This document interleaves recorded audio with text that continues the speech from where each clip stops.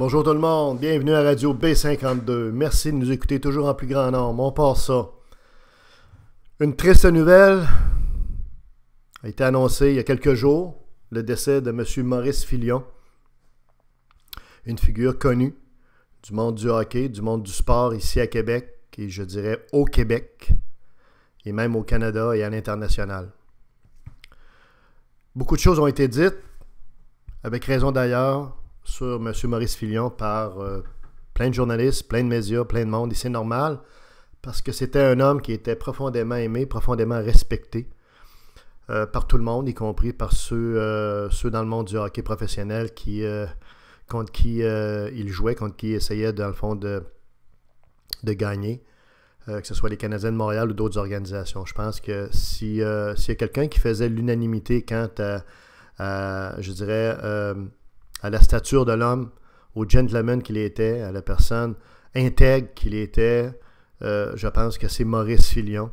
Et c'est évidemment avec beaucoup de tristesse que cette nouvelle-là a été accueillie par tous les Québécois. Peut-être plus ceux de la ville de Québec qui l'ont évidemment plus connu, hein, en ayant suivi les équipes de sport auxquelles il a été associé, les Remparts notamment et les Nordiques.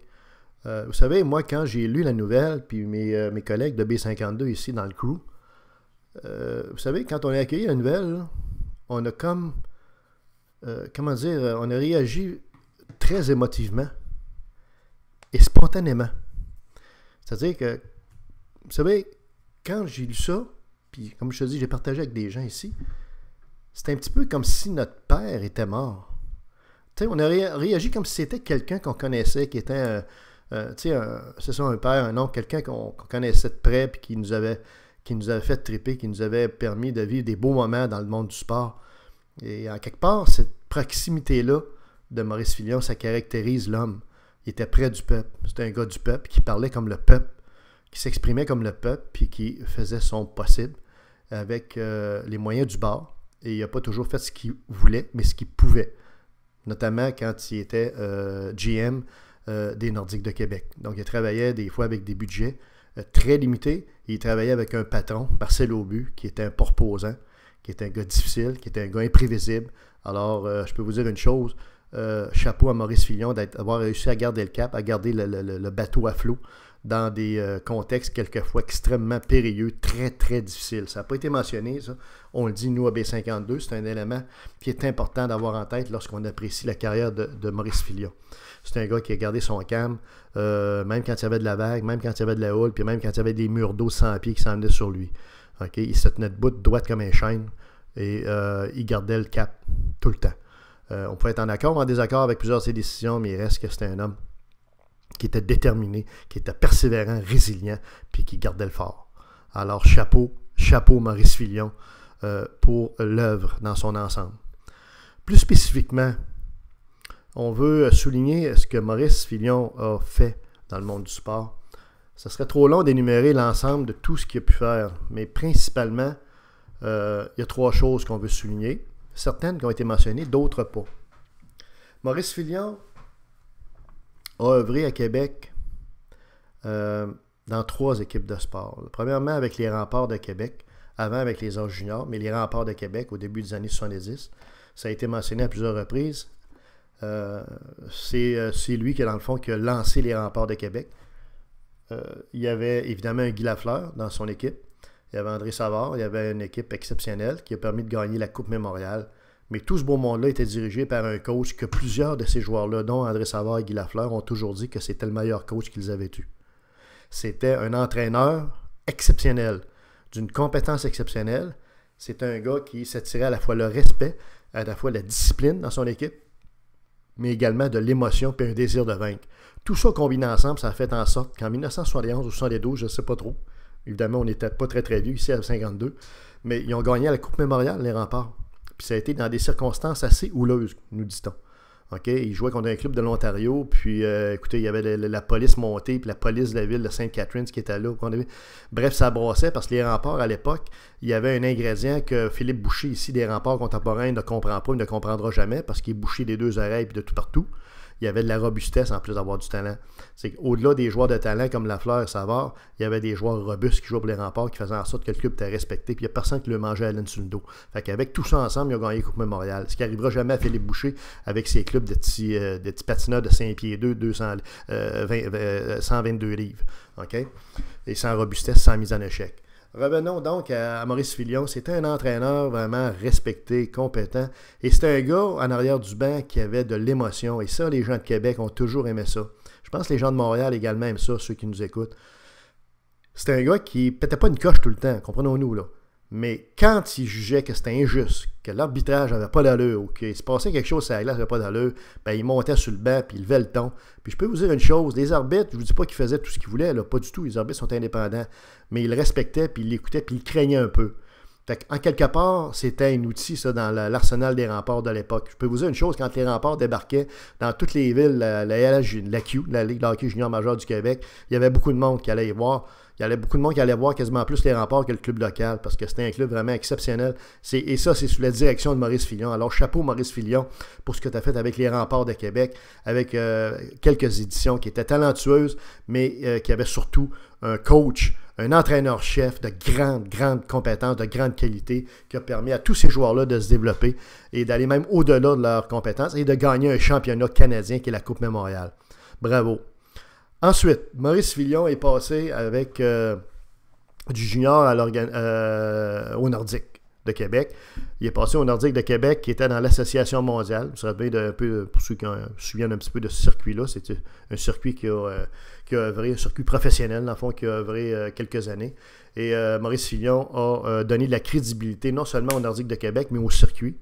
En allant chercher quelques gros noms, dont le principal est Marc Tardif. Marc Tardif est un joueur d'une qualité exceptionnelle, un gars de talent, un gars qui aurait pu jouer dans la Ligue nationale de hockey. Il est venu jouer pour le MH, il est venu jouer à Québec, puis il est demeuré à Québec d'ailleurs, puis c'est devenu un homme d'affaires extrêmement avec beaucoup de succès. Alors, Maurice Filion a donné et à cette ligue-là et à Québec un élan que personne d'autre aurait pu donner. Il a fait des échanges incroyables, il est allé chercher. Et finalement, les Nordiques, dans le MH, ont réussi à gagner le championnat de l'époque qui s'appelait la Coupe AFCO. Un nom étrange, j'en conviens. Je ne sais pas c'est quoi exactement AFCO. C'est peut-être le nom d'une compagnie de bretelles ou d'assurance, j'en sais rien. Mais ça n'a pas d'importance. Ils ont gagné le championnat. Une année, les Nordiques de la MH. Et encore une fois, Filion a été l'architecte de ça. OK? Et on dira ce qu'on voudra, même si ce n'était pas la Ligue nationale de hockey, il fallait quand même travailler fort pour monter un club qui était plus talentueux, puis qui avait plus de désir de vaincre, puis qui était bien préparé pour gagner ultimement un championnat. Vous savez, c'est pas donné un championnat, là. Les autres clubs, c'était pas des chaudrons, là. Et Filion était l'entraîneur en chef, il était entraîneur en chef et GM, OK, général. Donc, c'est un gars, encore une fois, qui a fait un job exceptionnel dans le MH. Par la suite, évidemment, on sait ce qui est arrivé. Les Nordiques sont allés dans la Ligue nationale de hockey. Ils sont rentrés un petit peu par la porte d'en arrière ou par nécessité. Mais quoi qu'il en soit, ils sont entrés. Et c'est Maurice Filion qui a dirigé les rênes du club pendant plusieurs années comme GM. Et qui a fait en sorte, encore une fois, que les Nordiques de Québec ont connu plusieurs belles saisons. Beaucoup plus de saisons avec beaucoup de succès que d'insuccès. C'est sûr qu'il y a eu des années de vache maigre. Est-ce que c'était dû à Maurice Filion seulement? Évidemment pas. OK, je le répète, Filion travaillait avec un budget, des contraintes et un patron extrêmement exigeant, très difficile, imprévisible, colérique. Alors, il y en a bien qui auraient baissé les bras bien avant Maurice Filion. Donc, bravo Maurice Filion pour l'œuvre. C'est lui qui est allé chercher, évidemment, avec la gang, là, Gilles Léger, tout ça, les Spress, Stachny, tout ça. Et on a connu des années exceptionnelles, quelques belles années avec les Nordiques sous Maurice Filion. Alors, chapeau encore une fois à M. Filion. La seule chose qu'on peut peut-être questionner dans le cas de Maurice Filion, c'est d'aller chercher Michel Bergeron comme coach. C'était peut-être bon d'aller le chercher pour une couple d'années, parce que Bergeron s'était fait un nom dans les juniors majeurs du Québec comme coach des Draveurs de Trois-Rivières. C'était un excellent coach junior, c'est un gars qui avait de l'émotion en arrière du banc. Et je peux vous dire une chose, s'il y en a qui nous écoutent, qui ont vu les Draveurs de Trois-Rivières sous Bergeron venir jouer ici contre les Remparts de Québec, il y avait de l'action sur la glace. C'était pas des clubs de Momoun, c'était pas des clubs de fillettes. C'était du hockey extrêmement robuste avec un R majuscule. Alors, évidemment qu'on ne verra pas ça parce qu'on est rendu avec du hockey technique là, et du hockey, je dirais, de Twitter, puis de Facebook, puis les gars se regardent dans le miroir Vous êtes certains qu'ils ne sont pas dépeignés, tu sais. On est dans un autre monde, là. Mais dans ce temps-là, je veux dire, ça vargeait, puis en même temps, ça jouait au hockey. Il y avait les deux ingrédients, ce qui faisait en sorte que le Colisée était rempli de monde. Même chose à Trois-Rivières, même chose un peu partout dans la Ligue. Parce qu'il y avait quelque chose qui se passait sur la glace, puis ça rejoint les Québécois. Du travail, d'intensité, puis du talent. Alors, la seule petite chose qu'on peut questionner, c'est la patience qu'a eu Maurice Filion avec Michel Bergeron. Peut-être qu'au bout de 2, 3, 4 ans, peut-être plus 3-4 ans, dans le fond, il aurait peut-être dû le remplacer parce que Bergeron était un bon coach pour partir un club, mais il n'était pas un bon coach pour gagner la Coupe Stanley. À un moment donné, ça plafonnait. À un moment donné, il y avait des conflits avec quelques joueurs. À un moment donné, il s'accrochait tout le temps à ces mêmes joueurs, souvent des vétérans, pour ces changements de trio, tout ça, se faisant en sorte que le club ne performait pas à la hauteur de son potentiel. Comme tel. Alors, sans rien enlever à Bergeron, qui était aimé ici à Québec, c'était peut-être pas le coach qu'il fallait après certaines années pour gagner ça. Cela dit, encore une fois, on lève haut et fort notre chapeau à Maurice Filion pour tout ce qu'il a accompli pour les Nordiques de Québec et donner toute la crédibilité, la visibilité à la Ville de Québec au niveau du hockey professionnel. Sans lui, impossible. Sans lui, impossible, ça n'aurait pas fonctionné. Et ce qu'il faut mentionner dans le cas de Filion, c'est qu'on a entendu beaucoup de commentaires, comme j'ai dit en entrée de jeu tout à l'heure, l'homme était fier, persévérant, un gentleman, tout ça. Oui, c'est certain, sur le plan humain. Mais j'ai pas vu de commentaires sur le plan hockey, sur le plan de son performance au niveau comme GM. Ben moi, je vous le dis, là, quand vous faites le bilan de toutes les transactions qu'il a faites, le bilan de tous les gestes qu'il a posés comme GM, il y en a pas mal plus qui sont des A+, que des déceptions. C'est sûr que sur l'ensemble des transactions, il y en a toujours qui ne fonctionnent pas comme on voudrait, mais il y en a beaucoup plus qui ont été d'excellentes transactions. C'était un excellent GM en plus de ses qualités humaines, là. Et c'est important de le mentionner, là. Il n'y avait rien à envier à Serge Chavard, il n'y avait rien à envier à aucun GM de la Ligue nationale de hockey. Les Nordiques t'envoient-tu avec Mo Filion, là? OK, il connaissait son affaire, c'est un gars qui connaissait le hockey sur le fond de sa poche, comprends-tu? Puis qui était capable d'évaluer le talent, de se fier sur ses recruteurs, puis d'être capable de concocter d'excellentes transactions. OK? Quand il est arrivé l'incident à Lindros, quand tu as vu ce grand innocent-là qui écoutait sa maman pour venir jouer à Québec, Filion n'a pas perdu les pédales, il a gardé son sang-froid, puis il a réussi à tirer le maximum avec un échange percutant avec Philadelphie qui a finalement payé les Nordiques. On comprendra que ça a été critiqué à l'époque, mais Filion a été celui qui a été l'architecte de tout ça. Ultimement, tout ce qu'a bâti Maurice Filion et ses successeurs ont fait en sorte, au bout de quelques années après le départ de Filion, que ce club-là a gagné la Coupe Stanley au Colorado. Et Filion est certainement partie prenante de cette Coupe Stanley-là, même si, évidemment, il n'était pas au règne de l'équipe au Colorado. Alors, encore une fois, merci Maurice Filion pour tout ce que tu as accompli au niveau des Nordiques de Québec. Et finalement, l'autre contribution de Maurice Filion, qui est important de ne pas passer sous lance, c'est son rôle dans le redépart, la renaissance du Rouge et Or football. Okay? L'équipe du Rouge et Or football, vous le savez, c'est une dynastie. Trouvez-moi une dynastie dans le sport au Canada. Tout sport confondu, amateur, professionnel. Trouvez-moi-en une dynastie contemporaine. On s'entend là depuis 20, 25, 30 ans. J'attends. Nommez-moi-en une dynastie. Professionnelle ou amateur. Il y en a une. Il y en a une seule, elle est ici, à Québec. C'est le Rouge et Or sous Glenn Constantin.